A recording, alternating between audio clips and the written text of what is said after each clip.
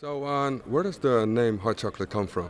Oh, this is the crazy one. I actually moved up to the northwest 9 years ago, and when I moved up to there, I actually started working on the doors, and it wasn't something that I didn't bring it upon myself. It was actually just members of the public just randomly were coming in. I was well known working on the door as door staff, and then it was just a nickname that just rang off. People just see me as being half a kind of characteristic guy and with a bit of charisma, and obviously some of the few older ladies like me, so it just kind of rolled off the tongue. Before we knew it, I was getting called Hot Chocolate, and everyone in the city knew me as Hot Chocolate rather than Danny. In fact, people kind of got introduced to me as Hot Chocolate rather than Danny, so I don't think people even know my first name in the city still. So yeah, that's it. It's stuck ever since.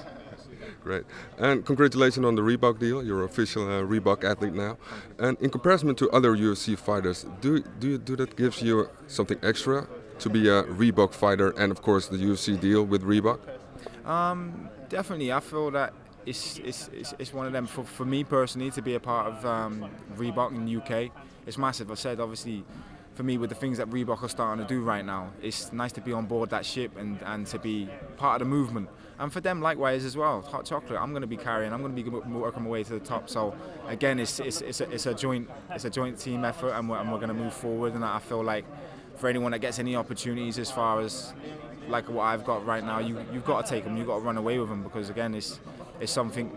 We are a brand, and we are a package, and we have to kind of build that up and take that to leave a legacy and a mark, and obviously build a future for ourselves. So your opponent this Saturday is undefeated, all KOs. How did you prepare mentally and physically for this fight? Mentally and physically, there wasn't many things that I've done different to how I've done before. You know, a fight's a fight.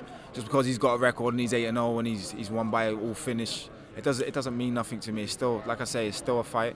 MMA, there's so many different dynamics of a fight that you never know what's going to happen. So for me, I'm just relishing to get in there again. I'm back at home in front of the home crowd, so that's going to carry me, that's going to lift me, and it's going to be a special moment. So on the UFC website, your record is, I have to peek for this, there's 13 wins, 1 loss. And if we look at ShareDog, it says that it's 1 loss due to submission. And if we look at your website, there's 1 DQ. So could you please explain what your actual record is? It's definitely a loss. It's definitely a loss. When did I get lost? I think it was 2011, and it was a tournament status kind of fight. So So I ended up having to have 3 fights in one night, 2 rounds, exhibition rounds rather than 3, and I lost in the semis, and it was via heel hook, and it was a legit loss. I tore my ACL, I had 6 months off, was on crutches for a while and stuff like that, loads of rehab, but that loss just motivated me to come back and start to train harder and to become the new version of me who you see today. So why does it say DQ on your website? Do you know what? I think I got disqualified when I was semi-pro.